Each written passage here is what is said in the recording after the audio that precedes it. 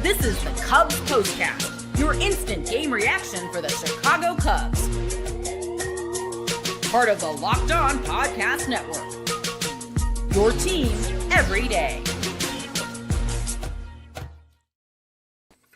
Welcome into the Locked On Cubs Postcast here on the Locked On Cubs YouTube channel. My name is Joe George, here with you after every single Cubs game. The Cubs defeat the Texas Rangers 7-0 to move to 8-5 on this season. Today's episode is brought to you by Gametime. Download the Gametime app, create an account, and use code LOCKEDONMLB for $20 off your first purchase. All right, Justin Steele shoves in this game. 7 innings, 8 strikeouts. He was phenomenal.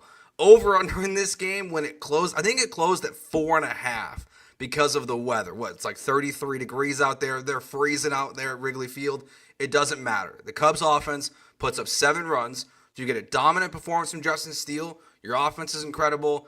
And then they do what they've been doing to the extreme in this game, and that is absolutely crush on the base pass. We're going to get to all that stuff, our player of the game, turning point, everything in this one. But let's start with Justin Steele here. 7 innings pitched, 8 strikeouts, allowed 3 singles, 2 walks. His best pitching performance by a mile to start this season. He was so good in this game. This is where, when you think about the Cubs long term, I think this is why you can feel excited about the rotation because of what's at the front. Like, if you're going to win playoff series, you need guys that can go out there and dominate. And a performance like this, after what we've seen Shota do so far this year, and I'm a big Justin Steele proponent. Like, I think I'm a big fan of his and what he brings. But you look at what he can do in a game like this, and it just makes you feel confident in the Cubs rotation going forward. And it's the same thing with Shota. You just feel good about them when they're on the mound. And look, in a game like this, again, where the over-under is 4.5, I think it opened at 5.5. I laughed when I saw that yesterday. It's one thing I always put in my notes before a game is what the total is, the money line, everything.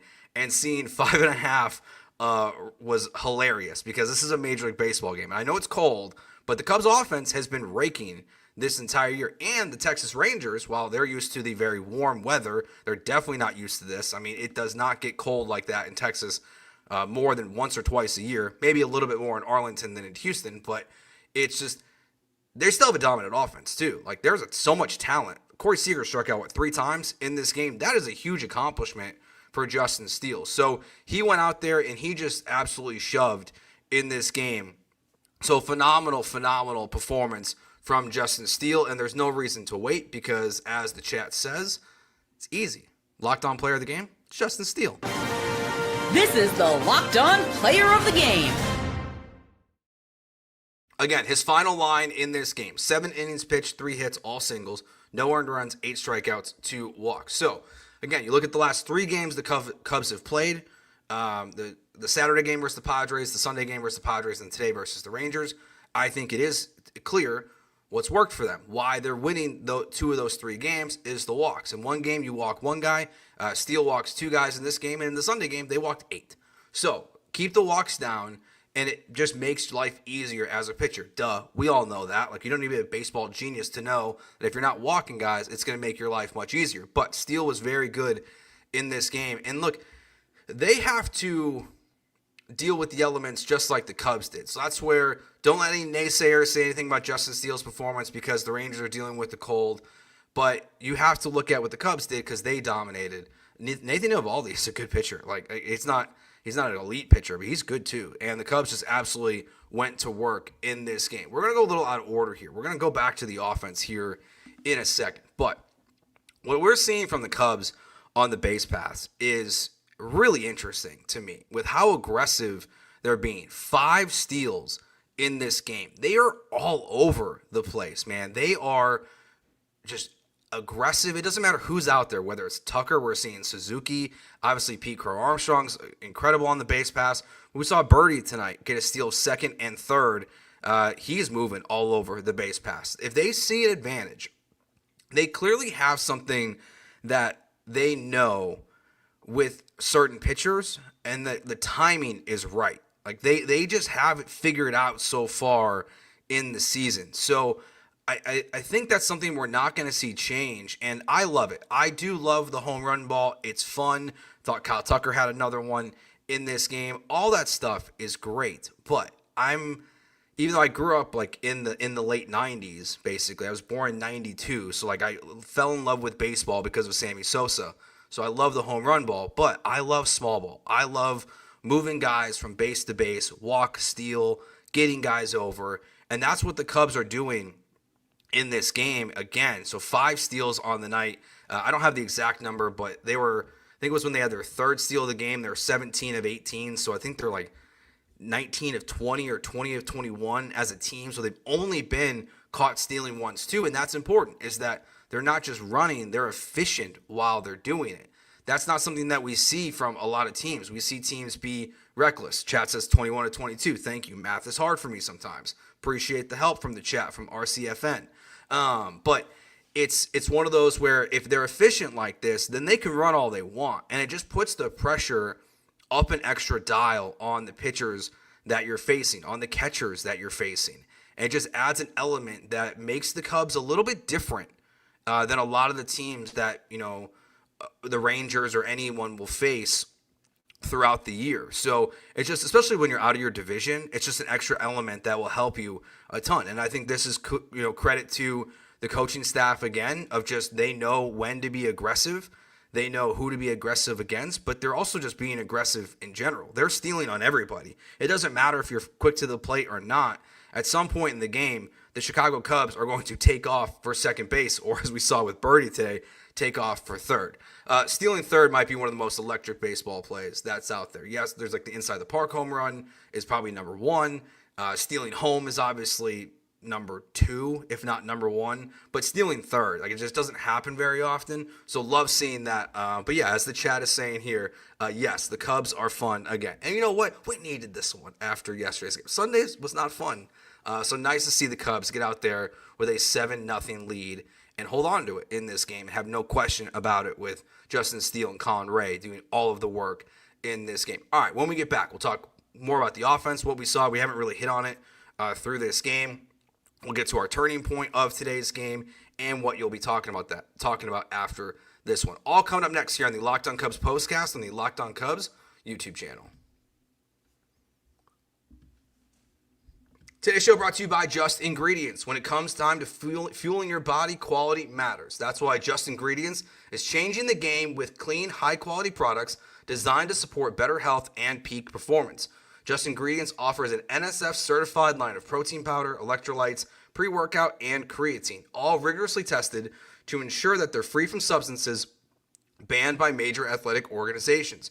Just Ingredients has also partnered with 2-time MVP Bryce Harper, who trusts their NSF certified sports line to fuel his training and recovery. Visit justingredients.us and use code LOCKEDONMLB for 20% off. And for more wellness tips, follow @just.ingredients on Instagram.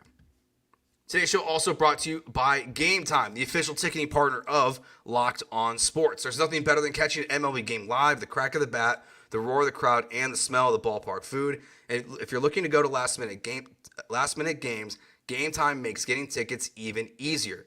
With last minute deals, all-in pricing, and lowest price guaranteed, Gametime takes taking the stress out of buying tickets all for you. It's super easy when you use it. I'm going to the game on May 7th. I'm using Gametime to get my tickets. Plus, the ticket prices drop as Gametime gets closer, meaning you can score incredible deals. Take the guesswork out of buying tickets with Gametime.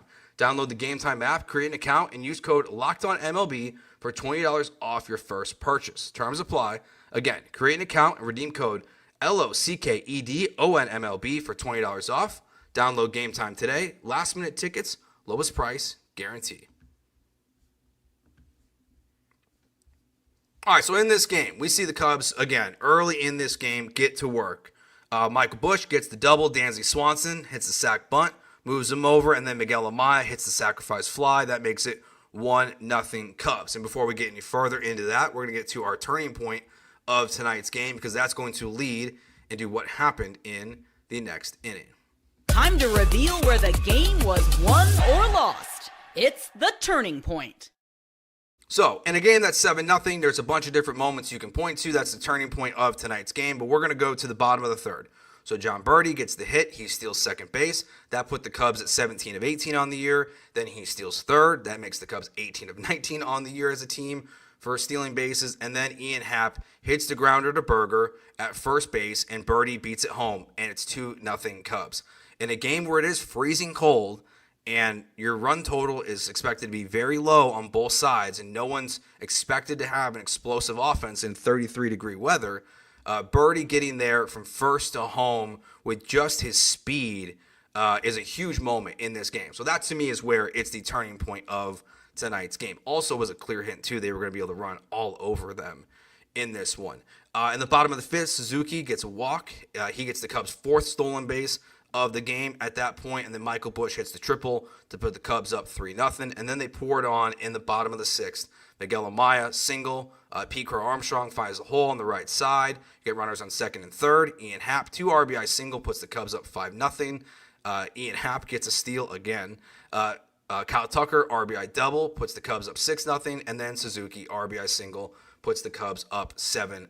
And that was it for the Cubs offense in this game. So you got contributions really from everyone in this one. You look at, again, the RBIs, Ian Happ, Kyle Tucker, Seiya Suzuki, Michael Busch, Miguel Amaya, all those guys with RBIs in this game.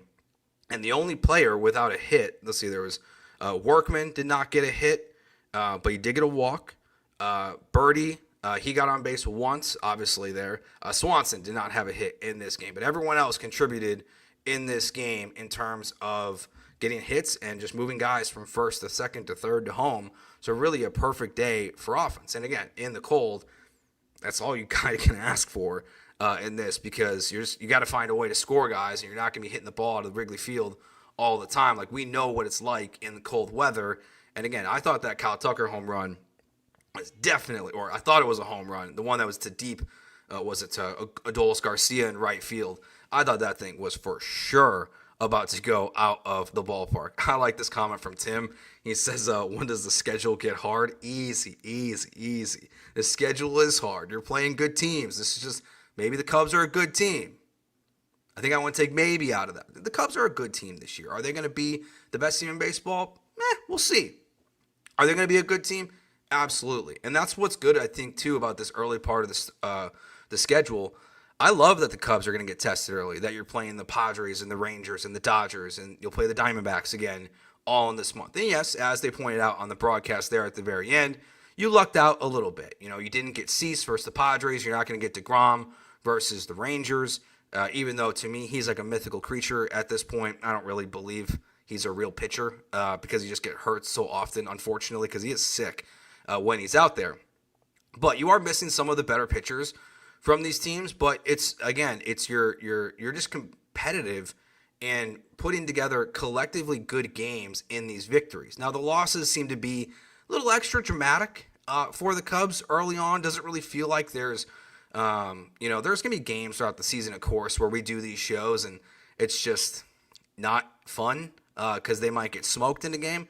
But for the most part, the Cubs have been either very competitive, dominant, or have lost extra disastrous games so far this season. So nice to see them get another victory, 7-0. What else can you ask for to start your week off with a victory? If you're going to keep losing on Sundays, give us Mondays like this. We'll take it every single time. All right, let's get to what you'll be talking about after this game. This is what you'll be talking about. We're going to go away from the game at hand for what you'll be talking about, because I can't be an honest Cubs fan and sit here and act like the conversation numero uno for all Cubs fans right now is not what happened last night in Toronto with Vlad Guerrero Jr. getting a $500 million contract with no deferred money. He is going to get brutally beaten by taxes in Toronto. Massive deal. So, of course, the only thing Cubs fans are talking about, yes, is a victory today.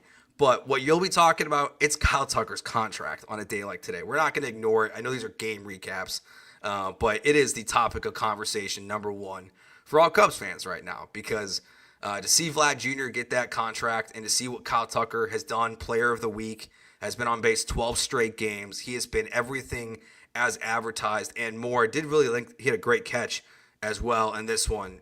Feels like he's fitting in well to right field at Wrigley Field. Was curious how he adjusts out there. It's so different than Minute Maid Park Just we know that as Cubs fans, Wrigley's a little bit different dimensional wise. That little, that how it moves there in the outfield. But it is the conversation for today about could the Cubs find a way to pay Kyle Tucker, as Trevor says, north of $500 million, because that's a lot of money. Didn't think also Vlad Jr. would find a way to get that done. And yeah, to sign him now, that's what you would have to do. You'd have to give a Godfather-like deal to Kyle Tucker to get him signed right now. That's why Vlad signed, because he probably could have got more in free agency, but you give him a Godfather deal, no risk, of injury this year and setting that back, and of course he's going to accept it. So that's what all Cubs fans will be talking about after this game. Also with the game itself, Justin Steele's performance needed it because he's been giving up the long ball so far this season. Very, not frequent, I would say, but it's been a little bit of a problem so far early in the season for Justin Steele. So it's nice to see him bounce back in this performance and, again, only give up 3 hits and they're all singles. So, you really want to see that against this offense that has a lot of talent on it, from guys like Wyatt Langford to Adolis Garcia to Corey Seager. There's a lot of guys out there that can cause major damage against you, and that will be key for the Cubs over the next 2 games, is just limiting the Rangers as much as humanly possible and seeing what your offense can continue to do, because they've come out hot and they're really just finding a way to keep it rolling. And again, I think the most impressive part of what the Cubs lineup has done so far this season is they don't do it the same way every single day. You're not banking on the home run ball. You're not banking on stolen bases. You're not banking on just singles. You're just doing a little bit different things every single day. And again, Kyle Tucker being on base 12 straight games also helps out your lineup quite a bit. All right, that will do it for us. Remember, we're here live after every single Cubs game, live on the Locked On Cubs YouTube channel, 15 to 20 minutes. So make sure you hit that subscribe button, like as well. Matt and Sam will have a show up a little bit after us today, so they'll be coming up soon as well. So make sure you stay near and dear to the channel so that way you can catch their content today as well. Thanks for watching. We will talk to you tomorrow after the next game, and Jameson Taillon on the mound for the Cubbies. Thanks for watching. Peace.